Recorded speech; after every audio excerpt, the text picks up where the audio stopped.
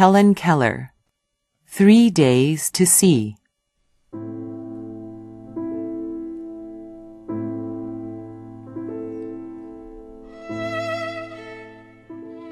All of us have read thrilling stories in which the hero had only a limited and specified time to live. Sometimes it was as long as a year, sometimes as short as 24 hours. But always we were interested in discovering just how the doomed man chose to spend his last days or his last hours. I speak, of course, of free men who have a choice, not condemned criminals whose spheres of activities is strictly delimited. Such stories set us thinking, wondering what we should do under similar circumstances. What events, what experiences, what associations should we crowd into those last hours as mortal beings? What happiness should we find in reviewing the past? What regrets? Sometimes I have thought it would be an excellent rule to live each day as if we should die tomorrow.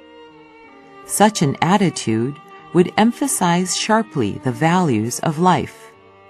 We should live each day with a gentleness, a vigor, and a keenness of appreciation which are often lost when time stretches before us in the constant panorama of more days and months and years to come. There are those, of course, who would adopt the Epicurean motto of eat, drink, and be merry, but most people would be chastened by the certainty of impending death. In stories, the doomed hero is usually saved at the last minute by some stroke of fortune, but almost always his sense of values is changed. He becomes more appreciative of the meaning of life and its permanent spiritual values. It has often been noted that those who live or have lived in the shadow of death bring a mellow sweetness to everything they do. Most of us, however, take life for granted. We know that one day we must die, but usually we picture that day as far in the future. When we are in buoyant health, death is all but unimaginable. We seldom think of it. The days stretch out in an endless vista. So we go about our petty tasks, hardly aware of our listless attitude toward life. The same lethargy, I am afraid, characterizes the use of all our faculties and senses. Only the deaf appreciate hearing. Only the blind realize the manifold blessings that lie in sight. Particularly does this observation apply to those who have lost sight and hearing in adult life.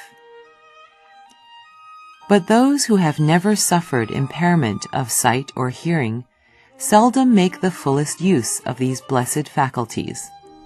Their eyes and ears take in all sights and sounds hazily, without concentration, and with little appreciation. It is the same old story of not being grateful for what we have until we lose it, of not being conscious of health until we are ill. I have often thought it would be a blessing if each human being were stricken blind and deaf for a few days at some time during his early adult life. Darkness would make him more appreciative of sight. Silence would teach him the joys of sound. Now and then, I have tested my seeing friends to discover what they see. Recently, I was visited by a very good friend who had just returned from a long walk in the woods, and I asked her what she had observed. "Nothing in particular," she replied. I might have been incredulous had I not been accustomed to such responses, for long ago I became convinced that the seeing see little. How was it possible, I asked myself, to walk for an hour through the woods and see nothing worthy of note? I, who cannot see, find hundreds of things to interest me through mere touch. I feel the delicate symmetry of a leaf. I pass my hands lovingly about the smooth skin of a silver birch, or the rough, shaggy bark of a pine. In the spring, I touch the branches of trees hopefully, in search of a bud, the first sign of awakening nature after her winter sleep. I feel the delightful velvety texture of a flower, and discover its remarkable convolutions. And something of the miracle of nature is revealed to me. Occasionally, if I am very fortunate, I place my hand gently on a small tree and feel the happy quiver of a bird in full song. I am delighted to have the cool waters of a brook rush through my open finger.